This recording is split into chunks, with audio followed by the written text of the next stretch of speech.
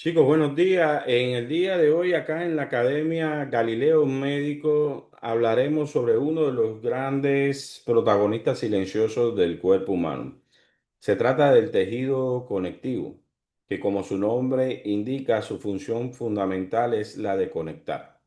Y al tener la función de conexión, toma un papel protagónico y principal para lograr de que nuestro cuerpo funcione como un todo. Hay que tener en cuenta que este tejido es el tejido más abundante del cuerpo humano. Al ser el tejido más abundante del cuerpo humano, trae consigo que tenga mucha importancia en el examen del USMLE, debido a que las diferentes patologías que surgen a partir de afección del tejido o de sus componentes tendrán manifestaciones sistémicas y tendrán cierta relevancia clínica. Pero ¿qué vamos a estudiar el día de hoy? ¿Qué debemos conocer para poder prepararnos para el examen? Primeramente, vamos a hablar sobre el concepto. Y cuando hablamos de concepto, te quiero hablar de características específicas que lo diferencian de otro tejido y que lo identifican como tal, sus funciones, las variedades de tejidos que existen, sus componentes principales y, por supuesto, la relevancia clínica. Y en esto quiero hacer énfasis en algo. La característica del examen del USMLE no te van a preguntar nunca ni el concepto, ni la variedad, ni los componentes, ni nada de eso. Te van a enseñar o te van a preguntar cómo aplicar tu conocimiento básico en función de las diferentes enfermedades que puedan surgir sobre un tema determinado. En este caso, enfermedades relacionadas con el tejido conectivo. En fin, hoy vamos a hablar de ese protagonista silencioso, que es el que nos conecta a todos para poder actuar como un ser humano que actúa de forma integral.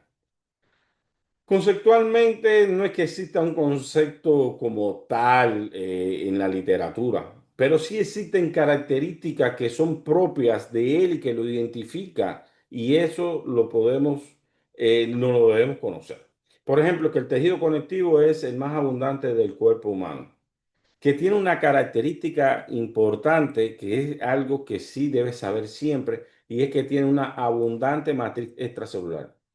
Esto lo identifica, no solo lo identifica, sino que también lo diferencia de otros tejidos, porque en los otros tejidos la característica es que el componente celular es el predominante. En el caso del tejido en estudio, existe una abundante matriz extracelular y esta abundante matriz extracelular es la que garantiza las diferentes funciones que tiene este tejido. Otra característica que es muy importante es la alta vascularización e inervación que presenta.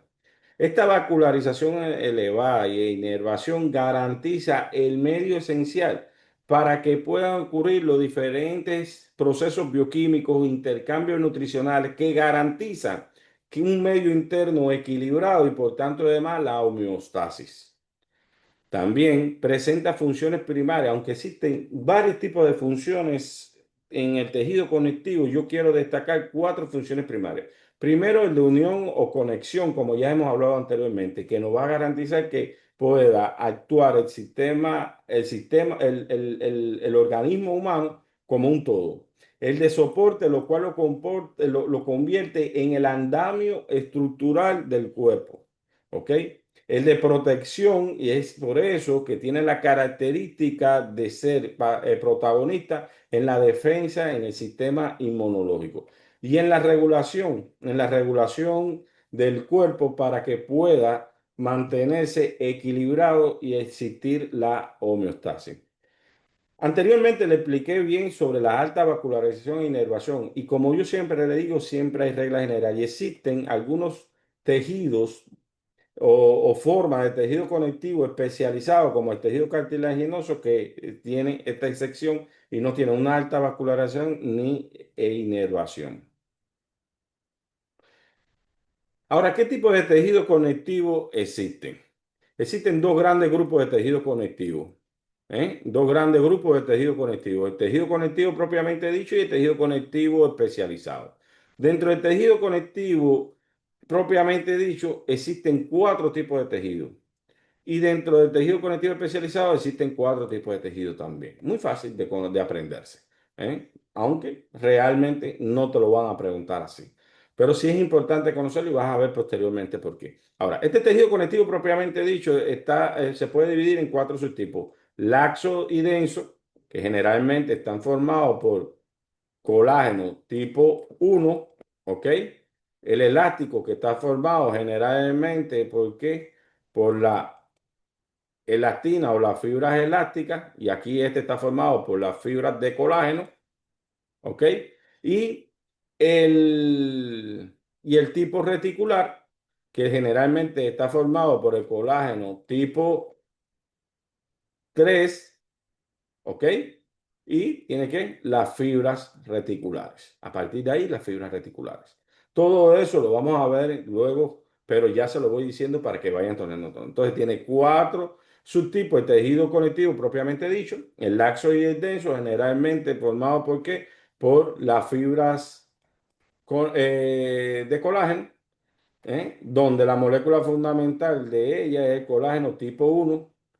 La fibra, el tipo elástico, el tejido conectivo elástico, que está generalmente formado ¿por qué? Por fibras elásticas, y que la molécula fundamental de esta fibra elástica es la elastina, y el tejido conectivo reticular, que está formado generalmente por las fibras reticulares, donde la molécula fundamental de ellos es el colágeno tipo 3.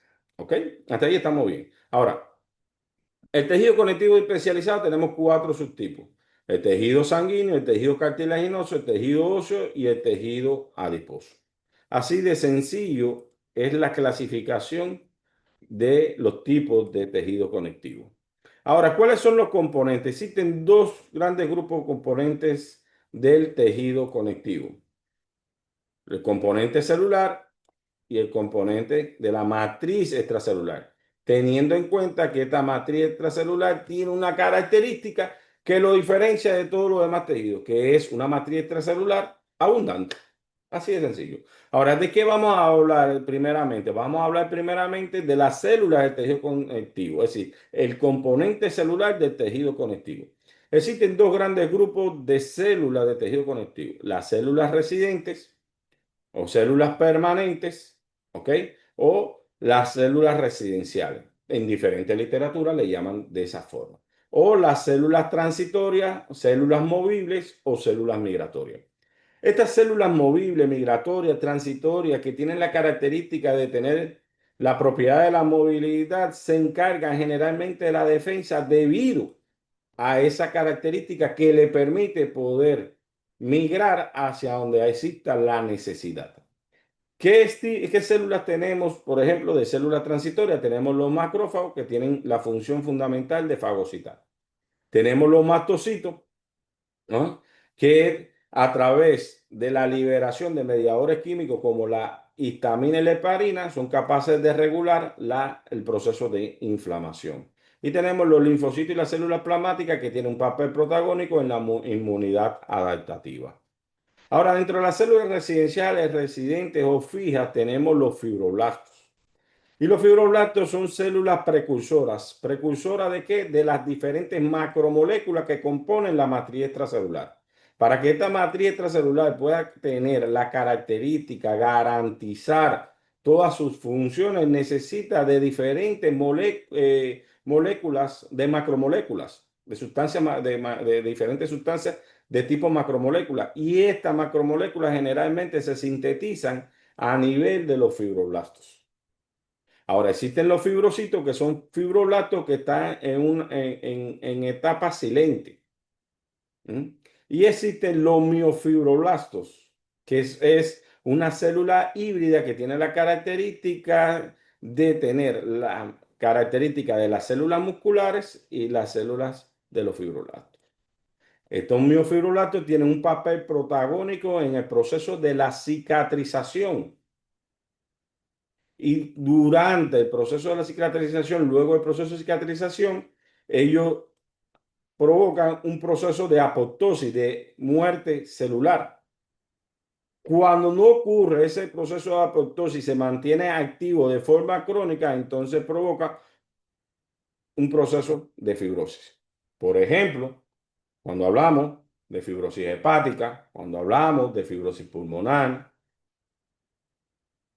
cuando hablamos de queloide en las cicatrizaciones, es debido a una activación crónica de los miofibroblastos que no ocurrió el proceso fisiológico que debe ocurrir, que luego del proceso de cicatrización debe ocurrir una muerte celular, un proceso de apoptosis. Al no ocurrir ese proceso de apoptosis, se mantiene activa en el tiempo y es la génesis del proceso de fibrosis. ¿Ok?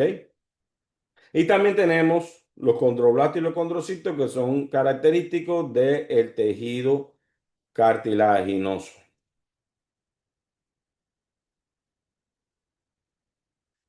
Hablemos de la matriz extracelular porque ya hablamos de los componentes celulares. Y la matriz extracelular, lo primero que quiero que tengan en cuenta que está formada, como le dije anteriormente, por diferentes macromoléculas que generalmente se sintetizan en el componente celular, ¿en cuál? En los fibroblastos. ¿Ok? Ahora, estas macromoléculas ocupan espacio entre las células, ¿ok? Y algo importante, son los responsables de las propiedades mecánicas y bioquímicas del tejido. Y estas propiedades mecánicas y bioquímicas del tejido son lo que permiten el proceso de protección, el proceso también de regulación. Y otra cosa que debes tener en cuenta que la matriz extracelular es una red compleja formada por cuatro componentes. Es una red compleja formada por cuatro componentes. Las fibras, la sustancia fundamental amorfa, la glicoproteína de adhesión y el agua. La fibra, la sustancia fundamental amorfa, la glicoproteína y el agua. Ahora, la fibra tenemos que tener en cuenta que tiene tres características fundamentales. La elasticidad, el de tensión y el de fuerza. La sustancia fundamental amorfa, tener en cuenta que es un gel hidratado, viscoso, transparente, ¿ok? Que permite las propiedades mecánicas de amortiguamiento de la matriz extracelular. Está en la glicoproteína de adhesión, que es el pegamento natural que nos permite la conexión de la matriz extracelular con células y con diferentes tejidos, y eso nos da la característica de la función de la unión, de la conexión. Y el agua, que es uno de los componentes más importantes, pero sobre todo lo que sí debe tener en cuenta que es el componente más abundante. Cuando te digo que es uno de los componentes más importantes, es que este medio acuoso es el que garantiza de que las diferentes funciones puedan ocurrir. Es el que garantiza el medio ideal para que puedan ocurrir las diferentes reacciones y procesos bioquímicos que ocurren en la matriz extracelular. Ahora, vamos a hablar de cada uno de los componentes de la matriz extracelular. Empecemos conversando por las fibras, que como le dije anteriormente, dan esa propiedad de tensión, de elasticidad, esa capacidad, esa característica de tensión, elasticidad y fuerza de la fibra. Como recurso mnemotécnico puedes tener la palabra ser, que te va a dar las fibras de colágeno, las fibras elásticas y las fibras reticulares. Las fibras de colágeno tienen la característica de ser fuerte, resistente, y por tanto además se van a ver fundamentalmente en los huesos, los tendones, la piel, los músculos, el sistema osteomiofibroarticular. Las fibras elásticas dan la capacidad de estiramiento y recuperación, elasticidad.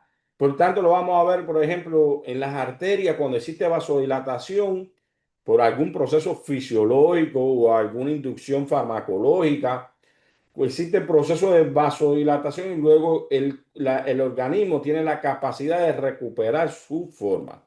Igual cuando hablamos de expansibilidad pulmonar, igual cuando hablamos de la piel, la capacidad de elasticidad de la piel, estamos hablando aquí de las fibras elásticas. Y las fibras reticulares es la red de sostén. Son las fibras reticulares que garantizan la estabilidad, la forma, el sostén de las diferentes células de los órganos, como el hígado, el vaso, ganglio. Estamos hablando de esas células funcionales que necesitan una protección, y una red de sostén que permite eso. Por ejemplo, en el ganglio podemos hablar de los linfocitos, en el hígado pudiéramos hablar de los hepatocitos.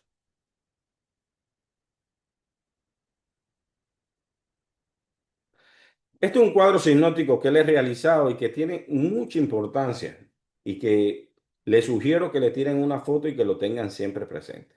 Ya hemos hablado de que existen tres tipos de fibra: la fibra de colágeno, la fibra reticular y la fibra elástica, con un recurso mnemotécnico que se llama SER, que estoy seguro que a ninguno se le va a olvidar: fibra de colágeno, elástica, reticular. ¿Ok? Estas fibras de colágeno, elástica, reticular tienen, por supuesto, características diferentes. Por ejemplo, la molécula principal de la fibra de colágeno es el colágeno tipo 1. Y este colágeno tipo 1 es el colágeno más resistente que hay, pero no es solamente el más resistente, es el colágeno más abundante. Hay alrededor de 28 tipos de colágeno. Sin embargo, el colágeno tipo 2 es el más, el más frecuente que existe. Alrededor del 80-90% de los colágenos que existen es tipo 1. Tiene la característica de tener una alta resistencia frente a la tracción, y eso nos da un mecanismo defensivo, por eso es que es muy frecuente en el sistema osteomielítico articular, ¿ok? Evitando, por supuesto, los desgarros. Ahora, en las fibras reticulares vamos a ver fundamentalmente el colágeno tipo 3, que yo creo que ya eso lo anotaron de otra diapositiva, pero es bueno que lo confirmemos. Colágeno tipo 3. El colágeno tipo 3 tiene la característica de ser resistente, pero tener una resistencia limitada, una resistencia que no llega a tener la alta resistencia del colágeno tipo 1. Esa resistencia limitada nos permite la defensa que establece el estroma frente al parénquima. También tiene la característica de ser flexible. ¿Ok? Ahora, las fibras elásticas tienen una alta elasticidad, que, como le dije anteriormente, tienen la capacidad de estiramiento y recuperación a su forma natural. La molécula fundamental de la fibra elástica es la elastina, muy importante. Ahorita más tarde vamos a hablar de las características de cada uno de ellos. La localización típica, bueno, ya lo habíamos hablado, en el tejido conectivo denso y laxo, eso se lo dije, y también en el tejido conectivo especializado como el tejido óseo y el tejido cartilaginoso. El tejido conectivo reticular, como le dije anteriormente, y en las membranas basales de diferentes órganos. Por ejemplo, pudiéramos hablar las membranas basales de los alvéolos, las membranas basales de los glomérulos. Y posteriormente vamos a ver, cuando está afectada la membrana basales de los alvéolos y los glomérulos, qué enfermedades nos puede aparecer. La fibra elástica está forma fundamentalmente tejido conectivo elástico. Y este tejido conectivo elástico, ya vuelvo y repito, tiene la capacidad de elasticidad, tiene la capacidad de recuperación, capacidad de estiramiento. Por ejemplo, ya le expliqué, las paredes de las arterias, los pulmones, la piel, los ligamentos amarillos en la columna vertebral, las cuerdas vocales. Y entre las proteínas asociadas, la única que tiene proteínas asociadas a la molécula principal es la fibra elástica, donde tiene la fibrilina y la fibulina 5. Es importante este tema. Es importante este tema porque esta fibrilina es la que le da el soporte a la elastina. Por tanto, es imprescindible la presencia de fibrilina unida a la elastina para que la elastina tenga un soporte, una estabilidad. Y al tener esta elastina, estabilidad, al unirse con la fibrilina, trae consigo que tenga fibras elásticas competentes, funcionales.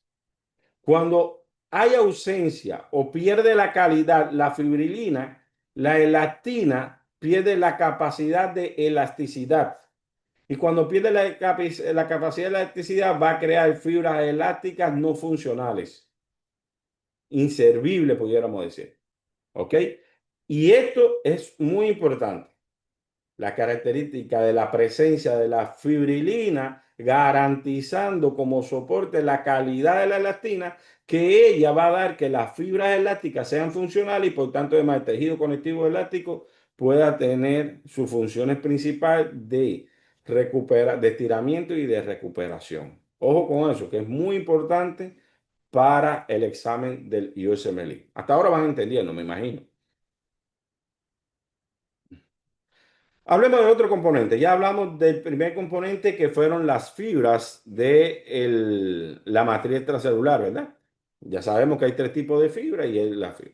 Ahora vamos a hablar de la sustancia fundamental amorfa. Las sustancias fundamental amorfa, que son macromoléculas que se encuentran en la matriz extracelular y que forman parte de la sustancia fundamental amorfa, son dos.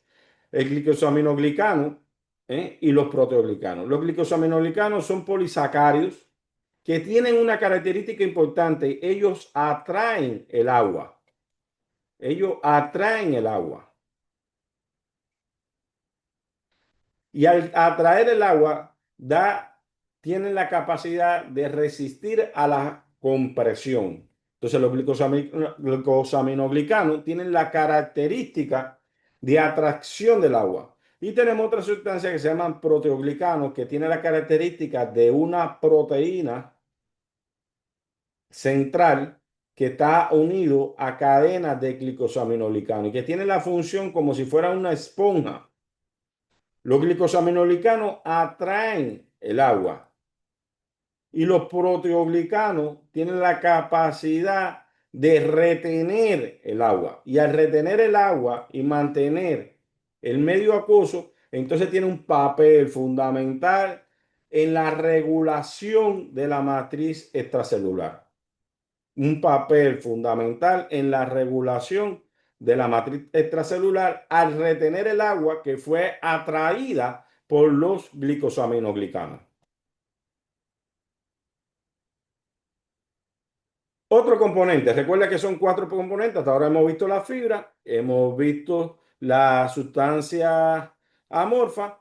Ahora vamos a ver las glicoproteínas de adhesión. La glicoproteína de adhesión es un pegamento natural, un pegamento molecular que garantiza que la matriz extracelular con sus células ancle, se una a los epitelios y a otros tejidos y otras estructuras.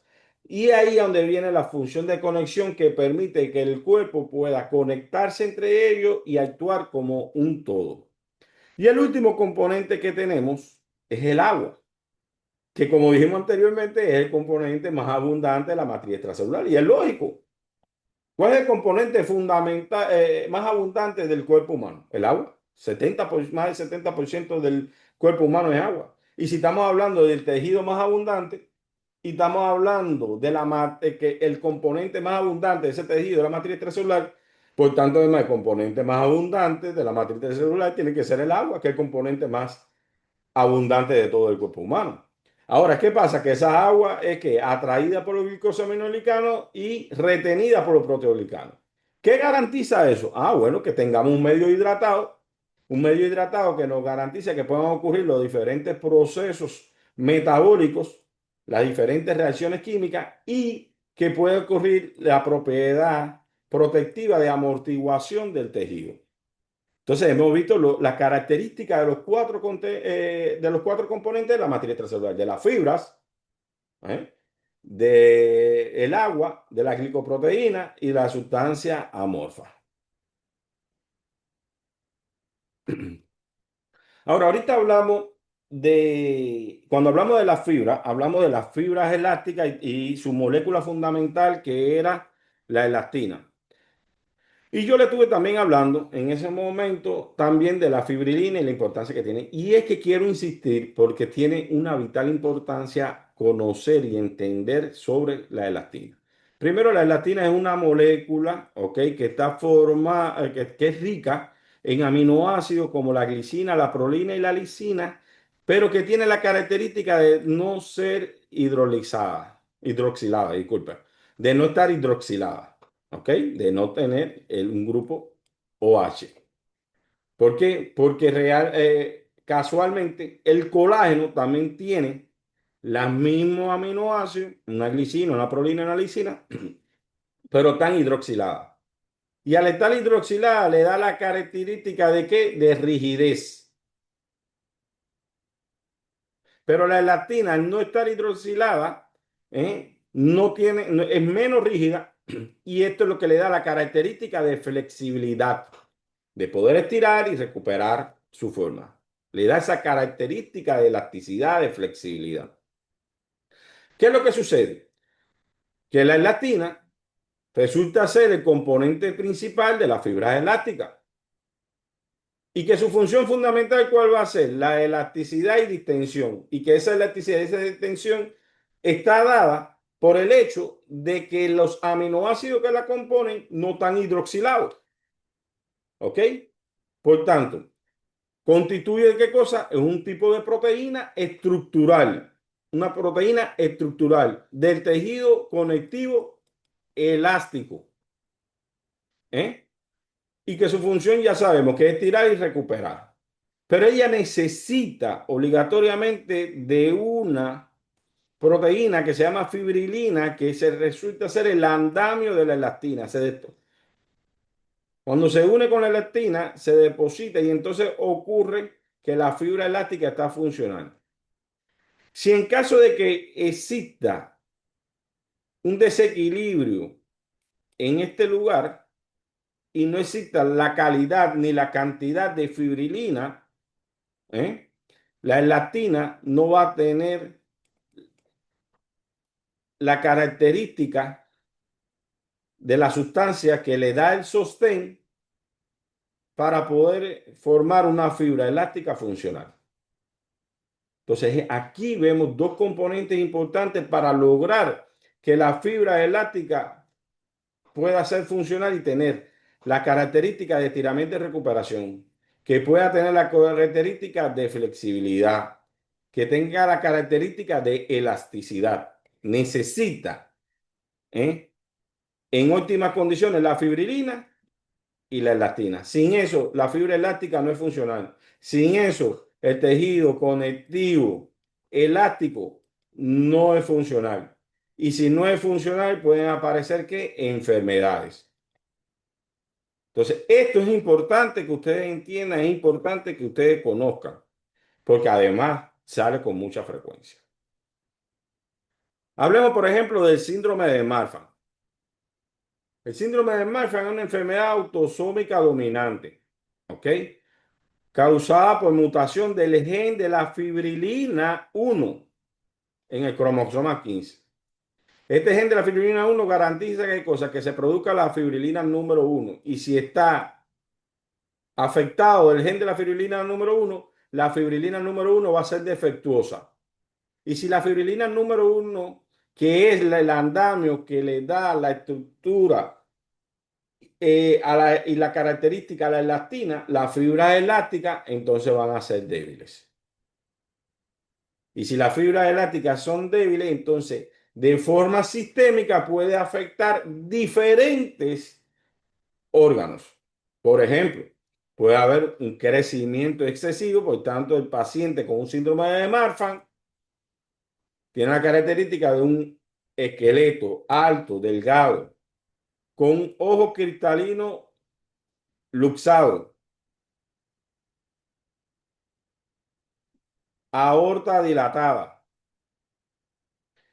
Este ojo cristalino luxado generalmente es superotemporal. ¿Por qué es importante superotemporal? Porque existe un diagnóstico diferencial con una enfermedad que se llama homocistoinuria, que debido a la deficiencia enzimática de la cistationina sintetasa, que provoca acumulación de la homocisteína y que tiene características parecidas, pero el cristalino luxado es inferonasal, no superotemporal, la luxación. ¿Ok? Entonces, el síndrome de Marfan se caracteriza por esta triada: esqueleto alto y delgado, cristalino luxado, aorta dilatada. Pero ahora que sabemos todo el proceso de por qué puede ocurrir el síndrome de Marfan, ya sabemos que es por una mutación en el gen de la fibrilina número 1, que trae consigo que la fibrilina número 1 esté defectuosa y esa fibrilina número 1 defectuosa no va a poder servir correctamente a andamio en la elastina. y por tanto además las fibras elásticas no van a ser funcionales, sino van a ser débiles, no van a tener la capacidad, tienen la capacidad de elasticidad, pero no tienen la capacidad de recuperación por su debilidad, no tienen la capacidad. Entonces, ¿cómo puedo yo aplicar este conocimiento en el examen del USMLE? ¿Cómo puedo yo aplicar este conocimiento en el examen del USMLE? Bueno, veamos. Esta es una pregunta del USMLE y leamos para ver si lo que aprendimos hasta ahora nos puede ayudar. Paciente de 27 años con dolor torácico súbito. Tiene una estatura 1,92, ese es un paciente alto, 1,92. Brazos largos, hiperlaxia. Aquí tenemos la hiperlaxia, ¿ok? Aranodactilia, que se caracteriza por dedos largos, delgados, como acá podemos ver en la imagen, ¿ok? En la exploración ocular se detecta luxación del cristalino, aquí la podemos ver, ¿ok? Y en la ecocardiografía se ve una dilatación de la aorta. Prácticamente nos ha descrito un síndrome de Marfan, como lo dice en las preguntas, pero igualito nos va a decir el estudio molecular muestra una mutación del gen de la fibrilina número 1. La pregunta es, ¿cuáles son los posibles diagnósticos? Osteogénesis imperfecta, enfermedad de Ehlers-Danlos, síndrome de Marfan, homocitonuria, que es el diagnóstico diferencial, ojo, y acromegalia. La diferencia es que la homocitonuria es por deficiencia de una enzima, el síndrome de Marfan es por la mutación de un gen. Pero de la misma forma pudiera haberle puesto hasta acá y en vez de haberle puesto ese, se hizo un estudio molecular que evidenció mutación de mutación del gen de ferulina número 1. Y tú vienes con la característica y te puede decir eso. O te puede haber dicho, tiene defectuosa las siguientes proteínas. Y pues tú vienes y analizas todo el conocimiento básico que hasta ahora le hemos dado. Y usted va a poder dar una respuesta. Por supuesto, todas estas variantes de preguntas, usted aquí en Galileo Médico la va a conocer. No olvidemos que luego de esta clase viene el doctor Guillén con una serie de prácticas, una clase práctica de cómo aplicar estos conocimientos en los diferentes exámenes. Esa es la característica de nuestra academia, que usted no se va a quedar con duda en ningún momento. Veamos otro cuadro clínico. Joven de 18 años con dolor torácico nuevamente, dificultad para respirar, alto y delgado, con brazos y piernas desproporcionadamente largos. Ya te está diciendo, el paciente es altísimo, largo. Dedo delgado y alargado, aranodactilia, ya la hemos visto, ya la vimos. Escoliosis leve, acuérdate que también puede estar afectado el ligamento amarillo. Por tanto, además puede haber escoliosis leve, también puede haber dolor a nivel de la columna vertebral. A la ocultación cardíaca también vemos soplo mesosistólico de la válvula mitral. A la radiografía vemos un ensanchamiento mediastínico subjetivo de una dilatación aórtica. ¿En cuál de las siguientes proteínas es la causa más probable de la condición del paciente? Aquí sí quiero que me respondan ustedes. Me van escribiendo en el chat. Número 1, A, B, C, D o E. Colágeno tipo 1, tipo 2, elatina, fibrilina 1, queratán de sulfato. Le voy a dar un chance, le voy a dar un tiempo para que me respondan en el chat. A, B, C, D, E.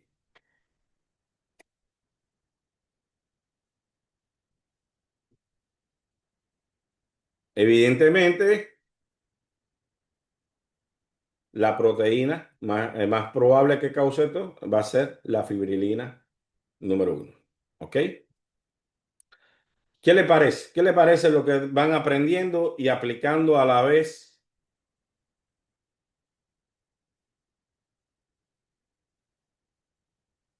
Veamos otra enfermedad que tiene que ver también con la elastina, la deficiencia de la alfa-1 antitripsina.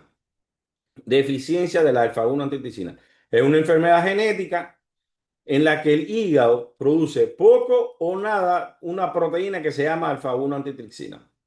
El hígado fisiológicamente produce una proteína que se llama alfa-1 antitripsina. Esta alfa-1 antitripsina tiene la característica de ser una proteína inhibitoria de una enzima que se llama lactasa. La lactasa es una enzima que libera el neutrófilo que tiene la función de regular la concentración de elastina. Entonces, fisiológicamente, la alfa-1 antitripsina inhibe la acción de la lactasa, creando un equilibrio para que no destruya toda la elastina y mantener una homeostasis, un equilibrio. Y con esta elastina, al estar presente, pueda haber las fibras elásticas competentes que permita la función del tejido conectivo elástico, que es el de estiramiento y recuperación, su capacidad de elasticidad.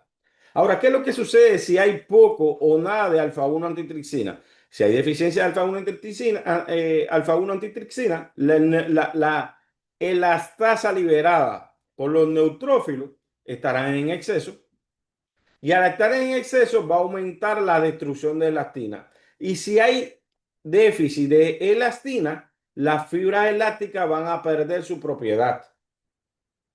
Vas a ver pobres fibras elásticas.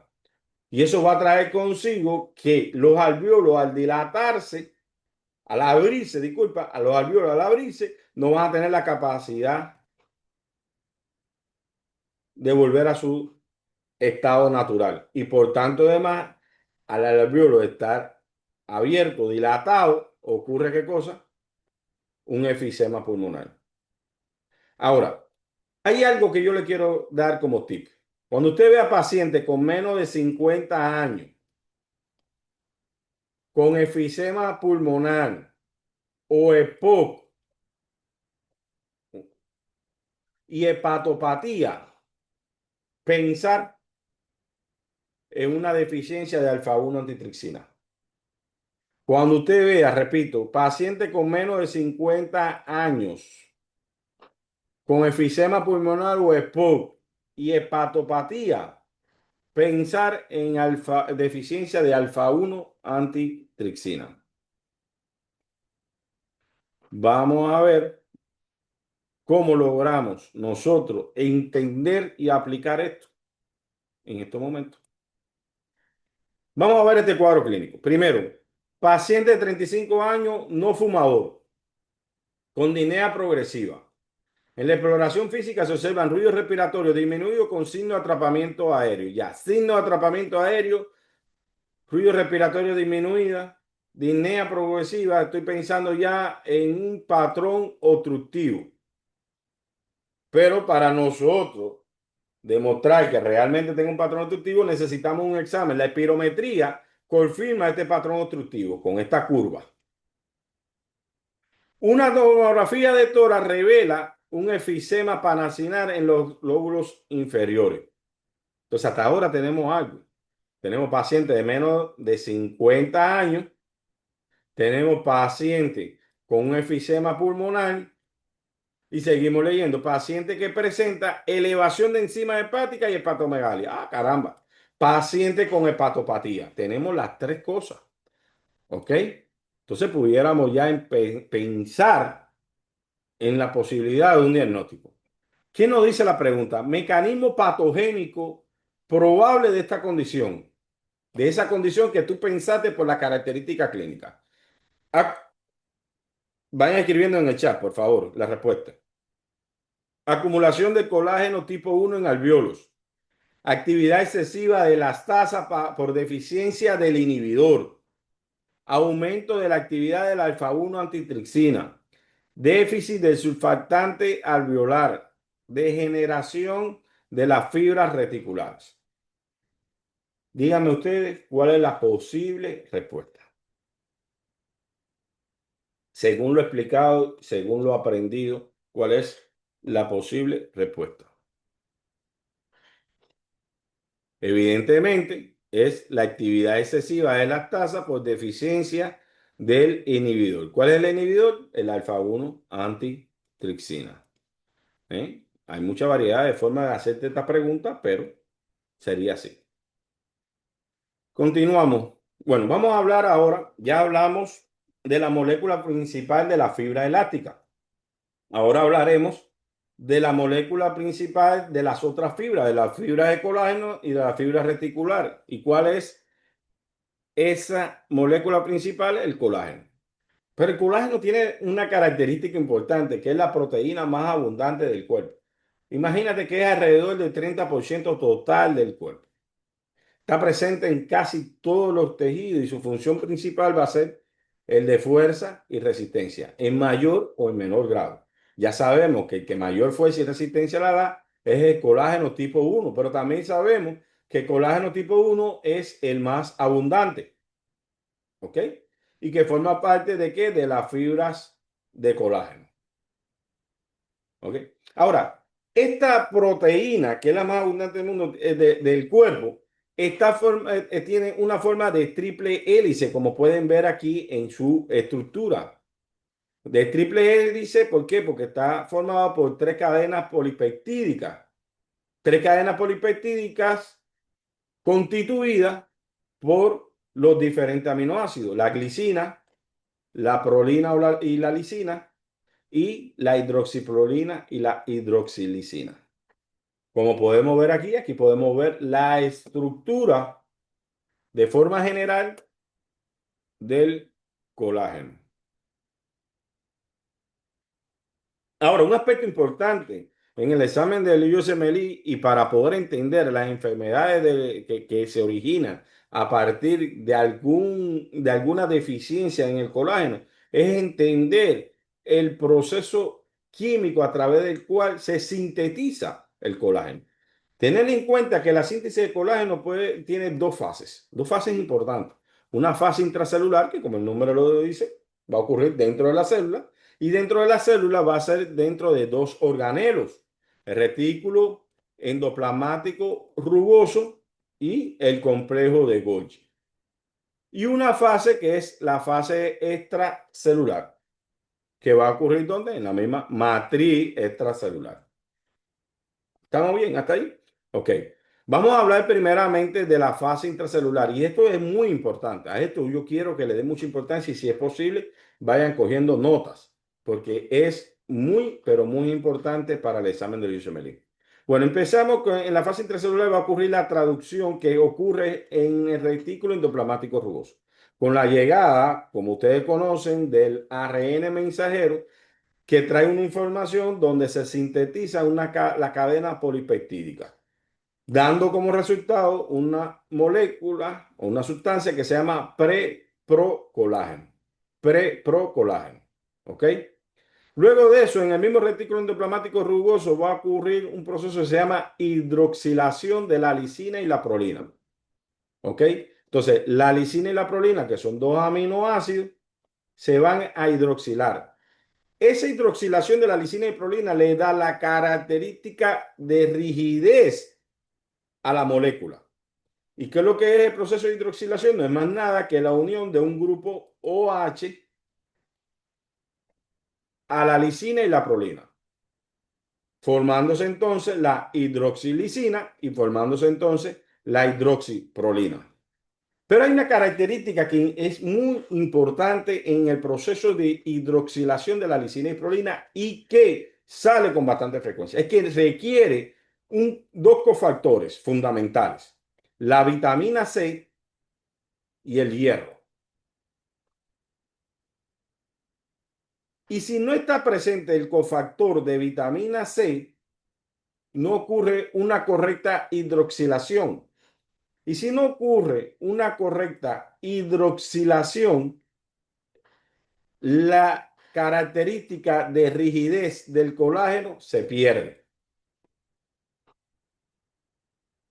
Y cuando no hay una correcta hidroxilación de la lisina y la prolina, por deficiencia del cofactor de vitamina C, aparece una enfermedad que se llama escorbuto, que vamos posteriormente a hablar y a hacer práctica con esta enfermedad. A ver, una vez, déjenme borrar acá para que podamos entender.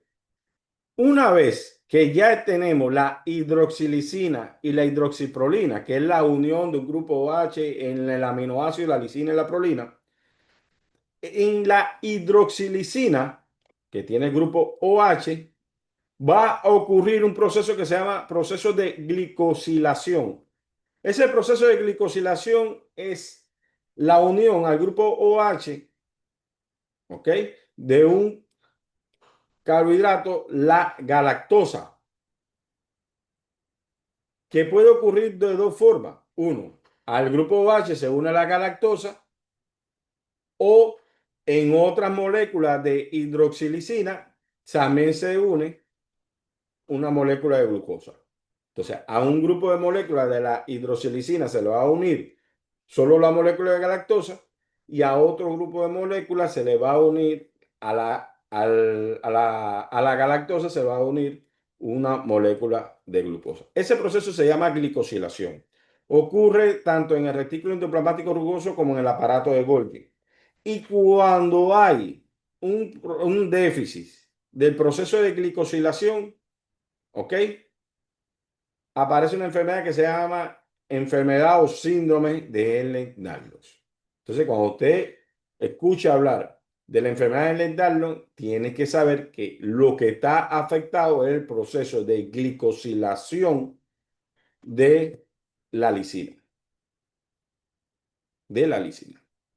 Ahora, vamos a seguir. Vamos a borrar para que no se confundan. ¿Ok? En el paso número 4, que todavía estamos en la fase intracelular, va a formarse la triple hélice, la estructura de triple hélice. Esta estructura de triple hélice es la que le va a dar la estabilidad como tal a los aminoácidos y va a dar como resultado, como metabolito final de este proceso, el procolágeno.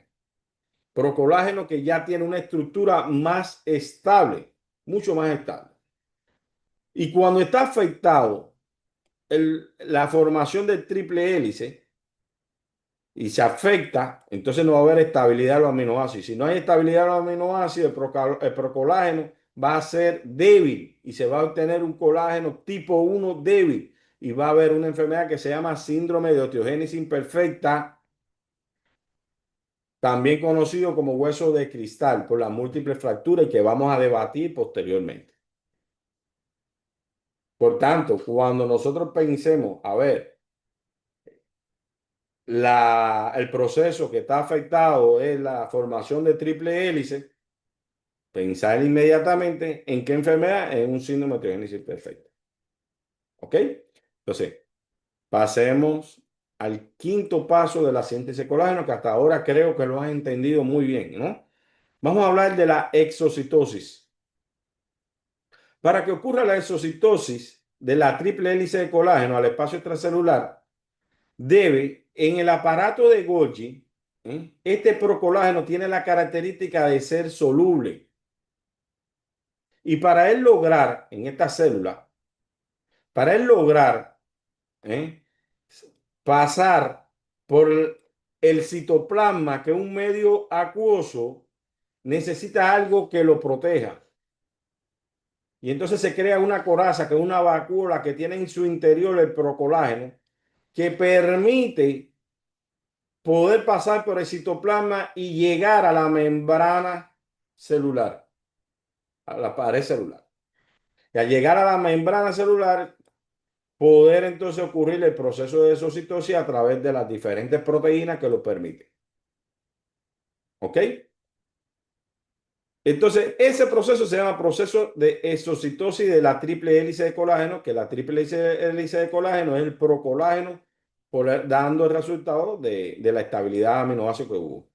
Ocurriendo entonces el paso de el espacio intracelular al espacio extracelular a través de esta coraza, de esta vacuola creada en el aparato de Golgi para proteger la estructura del procolágeno porque tiene la característica de ser soluble.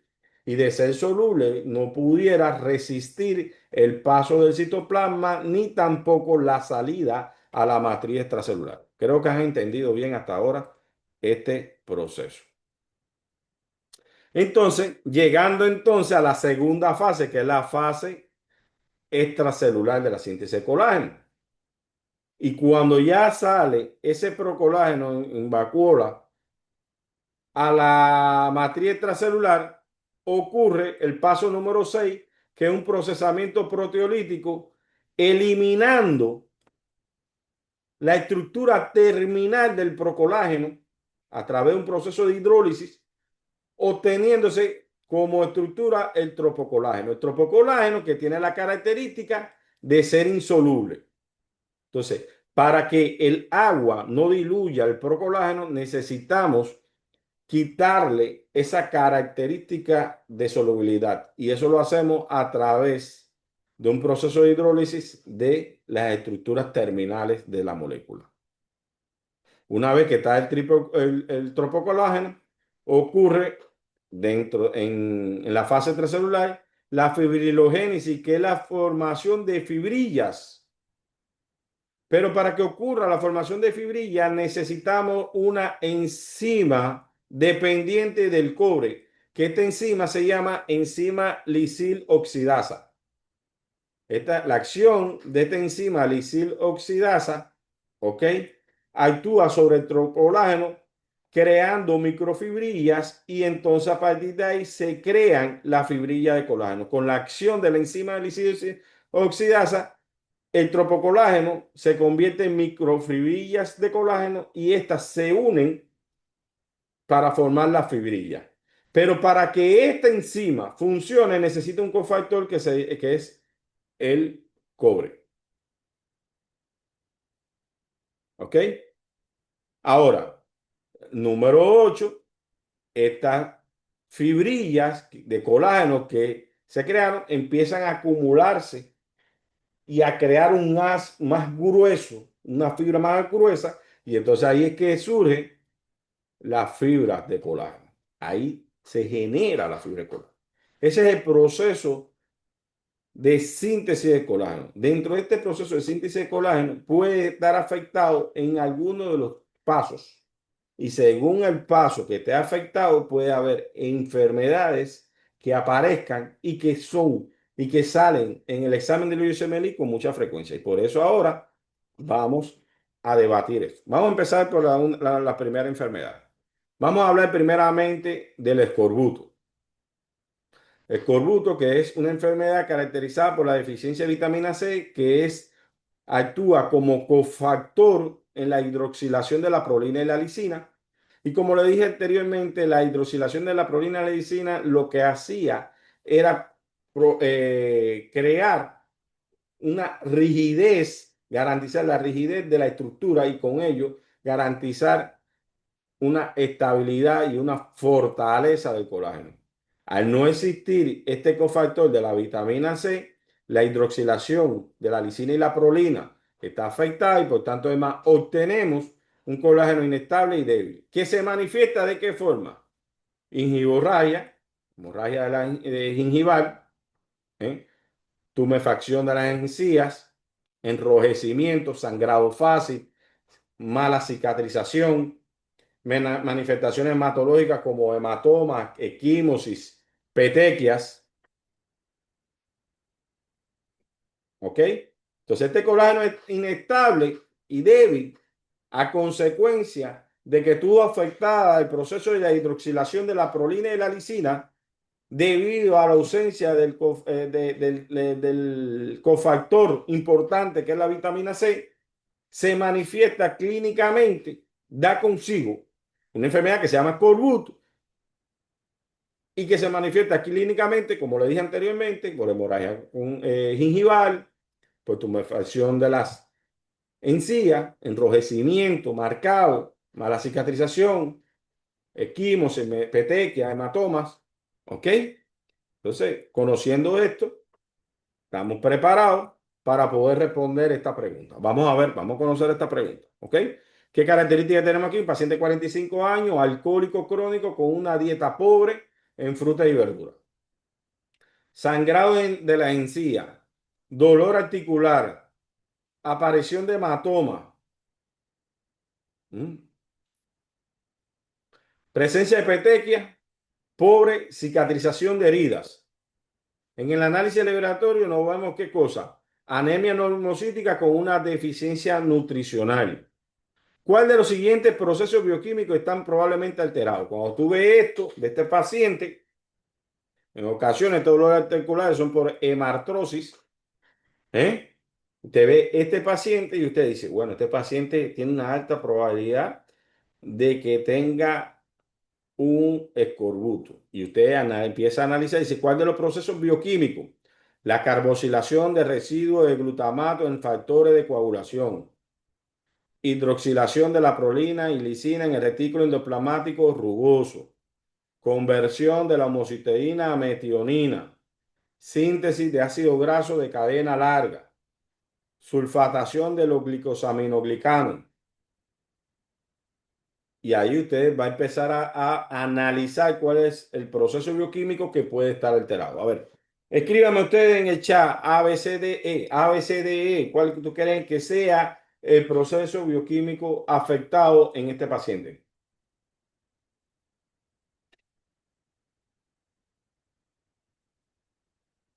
Me imagino que la mayoría eligió el inciso B. El inciso B está afectado el proceso de hidroxilación de la prolina en el retículo endoplasmático rugoso y estamos frente a un escorbuto. Vamos a hablar del síndrome de Menkes. Vamos a hablar del síndrome de Menkes. Bueno, el síndrome de Menkes o enfermedad de Menkes es una enfermedad genética ligada al sexo recesivo, que su causa fundamental es el déficit de cobre y que ese déficit de cobre como cofactor importante ¿eh? actúa sobre la fibrilogénesis para la creación de las fibrilinas. ¿eh? Entonces, no de la, disculpe, no de la fibrilina, de las fibrillas de colágeno, disculpe. La fibrilina es la proteína que de la elastina, ¿ok?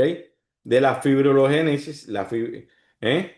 Entonces, va a traer consigo, al tener una fibrilogénesis defectuosa, vamos a tener consigo un colágeno débil, un colágeno débil.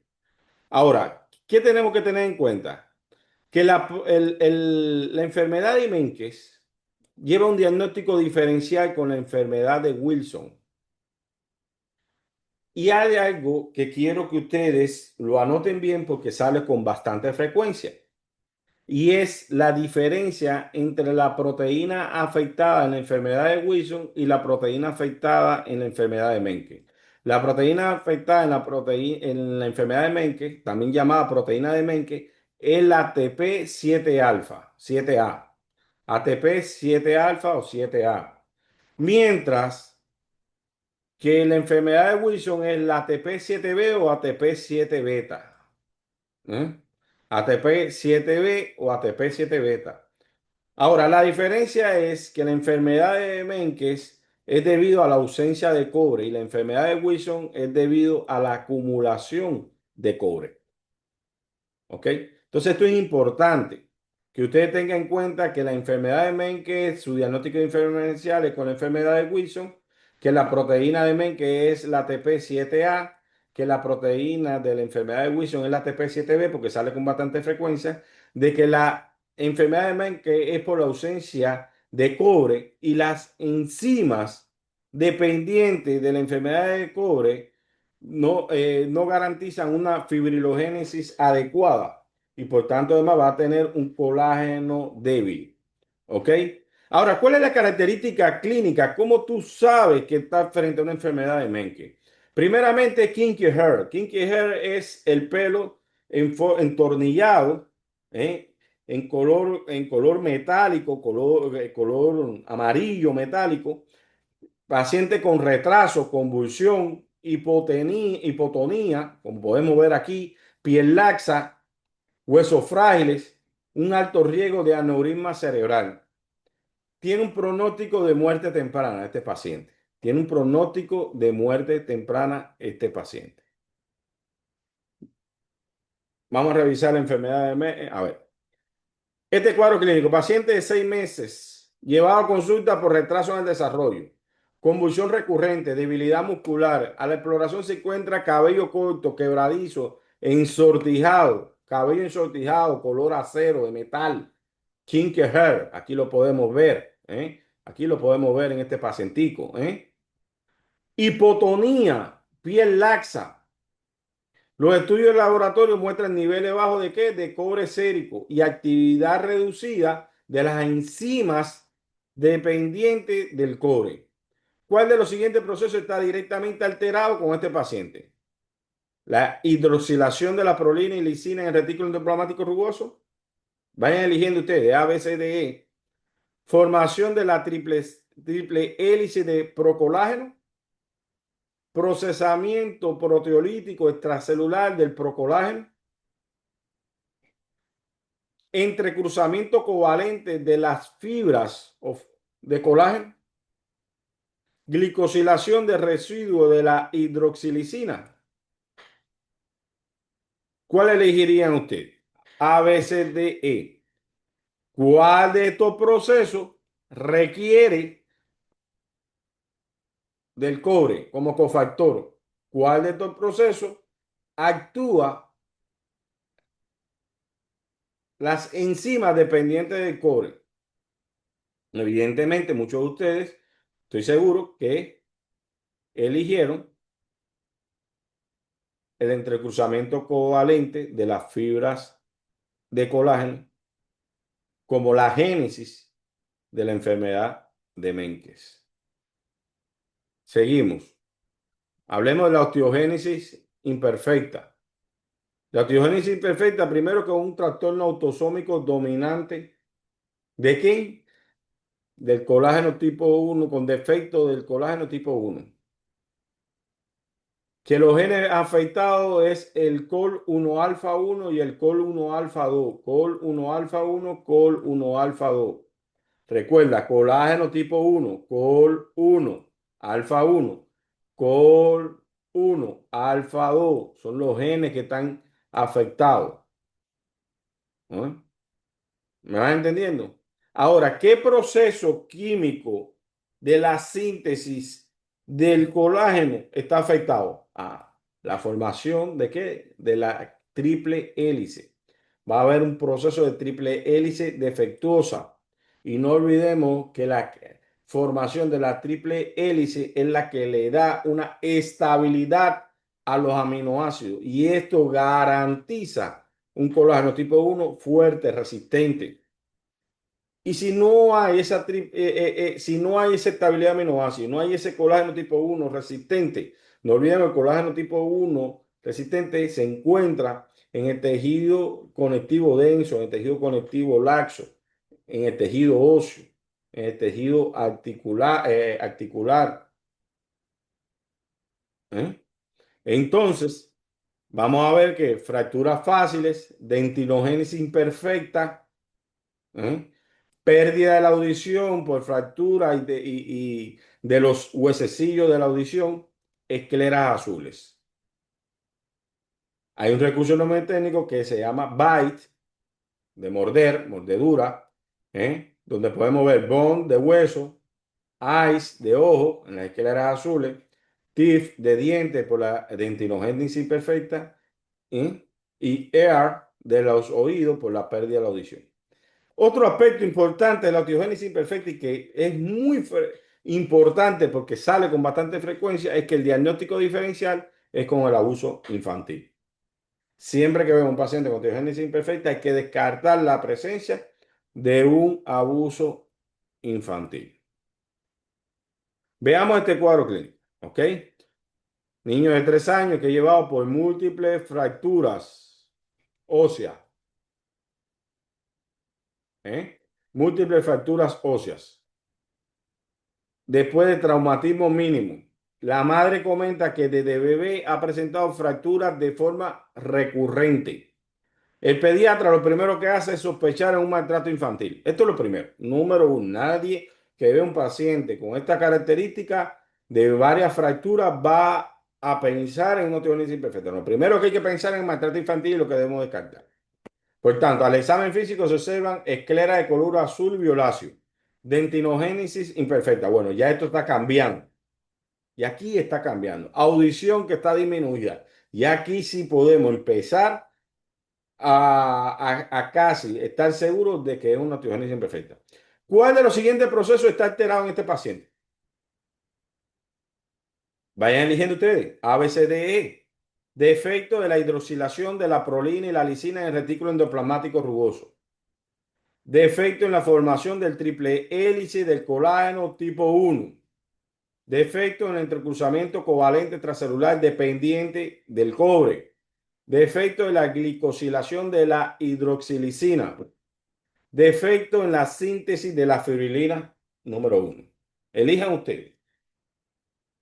A, B, C, D, E. ¿Cuál opción, según lo aprendido, según el cuadro clínico, qué piensa que puede hacer?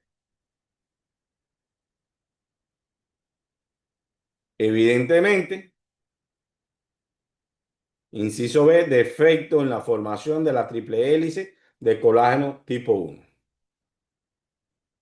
Excelente, van muy bien preparados están. ¿Ok? Vamos a continuar. Vamos a hablar de la enfermedad de Ehlers-Danlos o síndrome de Ehlers-Danlos.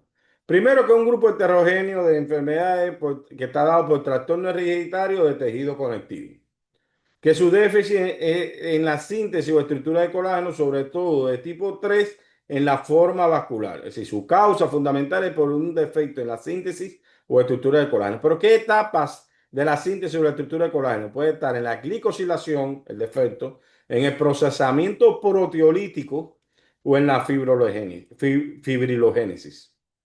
En la glicosilación, el procesamiento proteolítico o en la fibrilogénesis. ¿Cuál es la clínica principal? ¿Cuál es la característica clínica principal del síndrome de Ehlers-Danlos? Lo primero es la piel hiperlástica. Aquí la podemos ver en esta figura, la piel hiperlástica. Segundo, la hipermovilidad, la hiperlaxia, la hipermovilidad articular.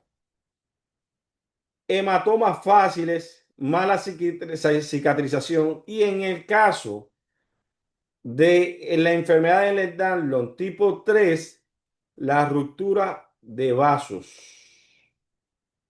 La ruptura, disculpa, en el caso de la enfermedad de Ehlers-Danlos de tipo vascular, la forma vascular, porque está la forma clásica y la forma vascular, ¿ok? Disculpe. La ruptura de vasos sanguíneos. La forma vascular va a haber ruptura de vasos sanguíneos. Existen dos formas, hay varias formas clínicas, pero hay dos formas relevantes, importantes, que debes conocer, que es la forma clásica, que es cuando está afectado el colágeno tipo 5, y esta es la forma vascular, que es cuando está afectado el colágeno tipo 3. ¿Dónde que va a estar el defecto o la alteración? En el gen del COL5A1, es decir, COL5 de colágeno 5 alfa 1, COL5 alfa 1, COL5 alfa 2. Y en el tipo vascular va a estar el afectado, ¿qué cosa? El COL3, colágeno 3, COL3 alfa 1, solo el alfa 1. Entonces, clásico, COL5 alfa 1, COL5 alfa 2. Forma vascular, COL3A1. ¿Cuál es la característica del clásico? Piel hiperláctica, cicatrización anormal, hipermovilidad o hiperlaxia articular. Y la vascular tiene la misma característica, pero tiene algo, que puede haber ruptura visceral o ruptura arterial. Y eso lo hace una forma más grave de la enfermedad, mucho más peligrosa. Bueno, vamos a ver este cuadro clínico. Mujer de 22 años. Acude por dolor en la articulación y antecedentes de múltiples luxaciones por hipermovilidad articular, por la hiperlaxia. ¿Ok? La hiperlaxia, aparte de ser un factor de riesgo a luxaciones, también es un factor de riesgo a dolores, a enfermedades articulares, a artralgias, a presentar artralgias. Refiere que su piel se estira demasiado, como pudimos ver en la imagen anterior. En la exploración física se observa hiperextensibilidad cutánea e hipermovilidad articular. Además, tiene antecedentes, y esto es importante, de ruptura espontánea de grandes vasos sanguíneos. ¿Por qué esto es importante? Porque esto nos está descartando entre la forma clásica y la forma vascular. ¿Cuál de los siguientes defectos explica mejor el hallazgo? ¿Por qué? Porque la clásica, bueno, no lo vamos a hablar ahora. ¿Cuál de los siguientes defectos explica mejor los hallazgos de esta paciente? Defecto en la síntesis del colágeno tipo 1, defecto en la síntesis de colágeno tipo 2, defecto en la síntesis de colágeno tipo 3, defecto en la síntesis de colágeno tipo 4 o deficiencia en la fibrilina número 1. A, B, C, D, E. Espero en el chat. Activo en el chat, vamos, activo en el chat. Evidentemente todos respondieron que era la C, porque la forma clásica afecta que el colágeno 5, la forma vascular, como vemos aquí, por ruptura de vasos sanguíneos, ustedes pensaron que era la forma vascular, el colágeno tipo 3. Excelente, están aprendiendo, van muy bien. Hablemos del síndrome de Alport. El síndrome de Alport es una nefropatía hereditaria que es causada por defectos en la formación del colágeno tipo 4. El colágeno 4 es fundamental en la membrana basal glomerular, en la membrana basal del oído interno y del ojo. Por tanto, además, sus manifestaciones van a ser visuales, auditivas y renales. ¿Ok? Generalmente ligada al cromosoma X, menos frecuente, también puede ser, disculpe, menos frecuente autosómico dominante y recesivo, es decir, que puede ser generalmente ligado al sexo, menos frecuente autosómico dominante o recesivo. Los órganos afectados, como le dije anteriormente, puede ser el riñón con manifestaciones como cuál, hematuria recurrente con insuficiencia renal progresiva. No olviden que es generalmente nefropatía hereditaria, pues sí puede ver los antecedentes de un familiar con una nefropatía a temprana edad, quizás no diagnosticado, o en ocasiones quizás en el tiempo no lo diagnosticaron. Pero hematuria recurrente con insuficiencia renal progresiva. En el oído, pérdida auditiva neurosensorial. En los ojos, alteraciones oculares como retinopatía, lenticono. Y es importante que debe tener un diagnóstico diferencial con la enfermedad de Goodpasture o síndrome de Goodpasture, que también es una afección del colágeno tipo 4, pero a diferencia del síndrome de Alport, es por acción de autoanticuerpos. Son autoanticuerpos que atacan la membrana basal, sobre todo glomerular y de los alvéolos. Y al atacar la membrana basal de los glomérulos y los alvéolos, su manifestación fundamental va a ser la hematuria y la hemoptisis. Así de sencillo, ¿ok? Así de sencillo. Entonces ya sabemos que el síndrome de Alport, tanto el síndrome de Alport como el síndrome de Goodpasture afectan el colágeno tipo 4, ¿ok? Y vamos a ver las características de cada uno y que representan un diagnóstico diferencial importante, ¿ok? Vamos allá. Disculpen, vamos acá. Niño de 10 años, traído a consulta por pérdida progresiva de la audición. Oye, lo que le preocupó a la madre fue la audición. Sin embargo, ha notado que presenta orina en sangre desde hace varios meses, pero ahí ya lo que le preocupó fue que el niño está perdiendo la audición. ¿Ok? En la exploración oftalmológica se observan alteración del cristalino. Su padre, un antecedente, presentó insuficiencia renal terminal a temprana edad, tercera década de la vida. ¿Cuál de los siguientes defectos explica mejor el hallazgo de este paciente? Defecto en la síntesis de colágeno tipo 1. defecto en la síntesis de colágeno tipo 2, defecto en la síntesis de colágeno tipo 3, defecto en la síntesis de colágeno tipo 4, deficiencia de la fibrilina número 1. Si escriben en el chat la posible respuesta, evidentemente todos eligieron defecto en la síntesis de colágeno tipo 4.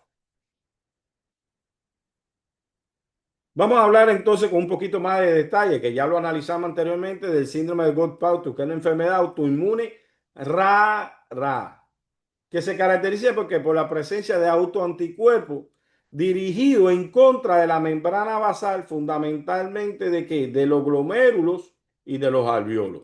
Y si de los glomérulos, aquí están. ¿Ok?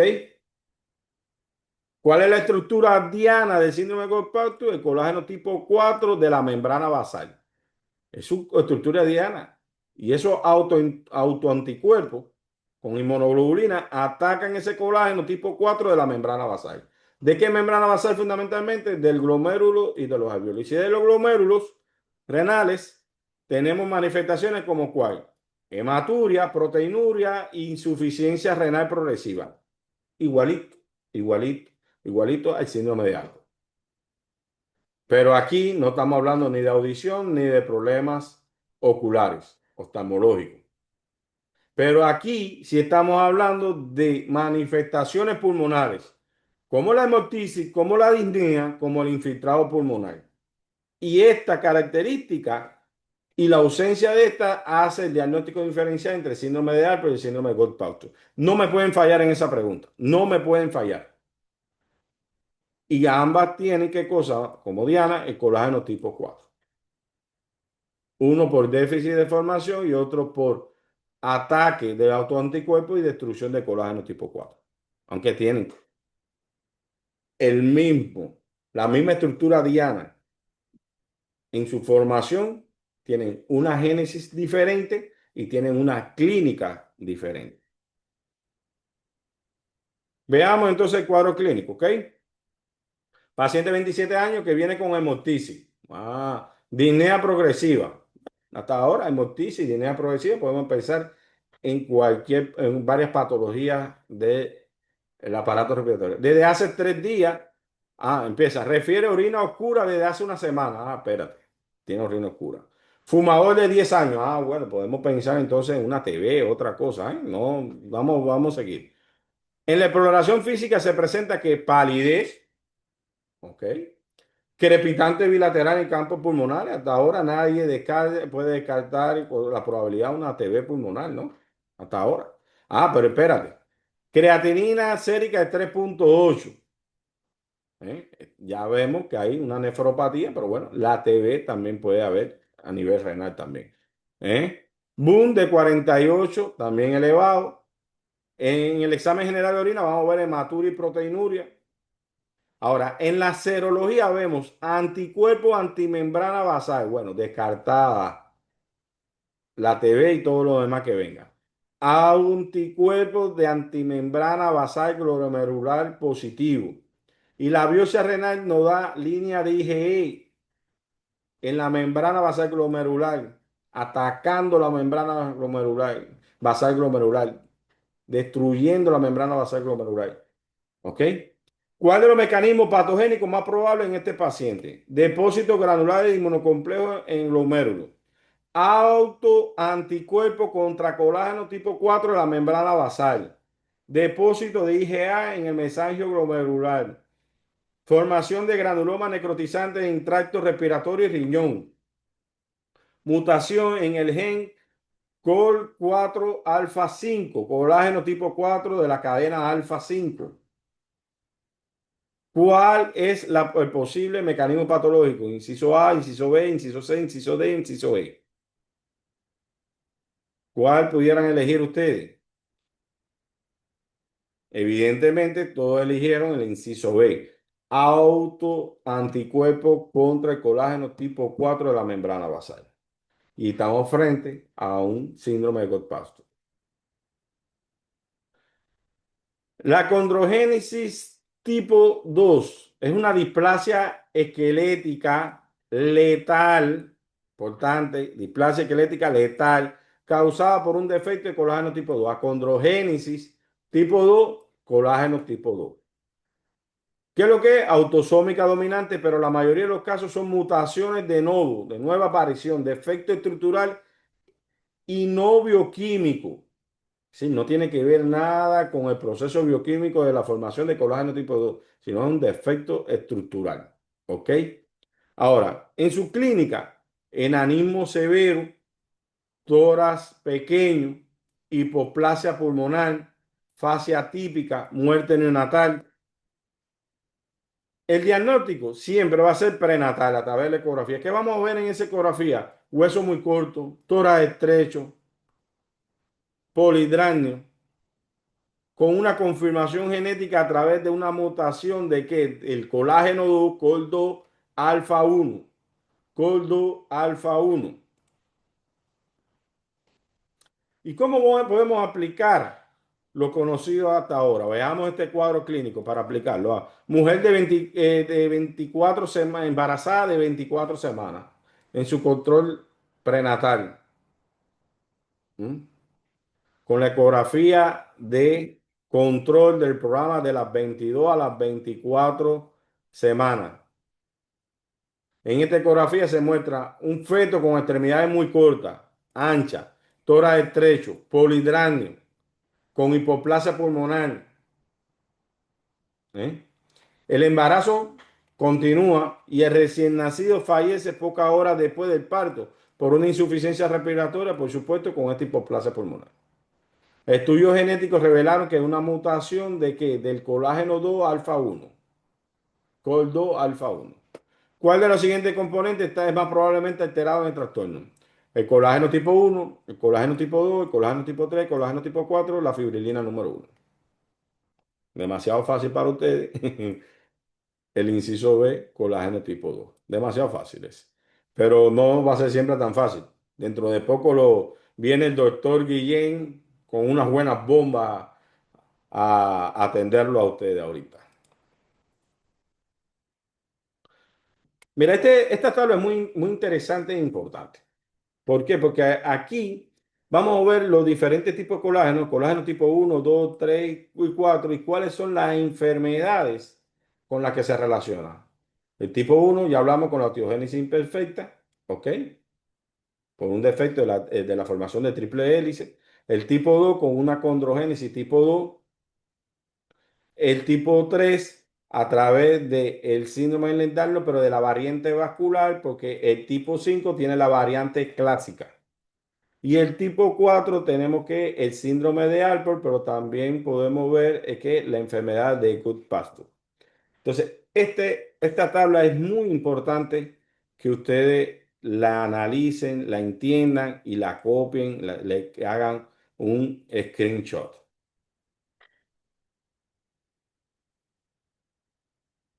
Y este mapa mental que yo le he hecho es la relación del proceso de síntesis de colágeno relacionado con las enfermedades. Una hidroxilación defectuosa, déficit de vitamina C, escorbuto. Alteración de la glicosilación, procesamiento proteolítico y la fibrilogénesis, enfermedad de Ehlers-Danlos, ya sea clásica, ya sea vascular. Deficiencia en la formación de triple hélices, osteogénesis imperfecta.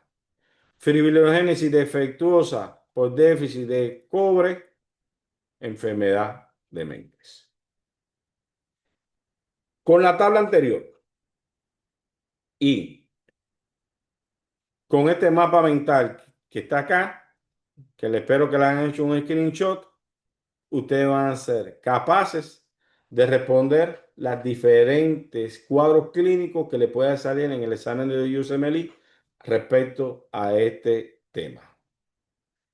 Con este mapa mental terminamos el día de hoy. No olvidar de que a partir de ahora, posteriormente, el doctor Javier Guillén va a realizar una práctica con diferentes pruebas, con diferentes preguntas relacionando para que ustedes puedan relacionar los conocimientos básicos que han aprendido en esta conferencia con, de forma práctica en las diferentes preguntas al estilo del USMLE. Espero que hayan comprendido.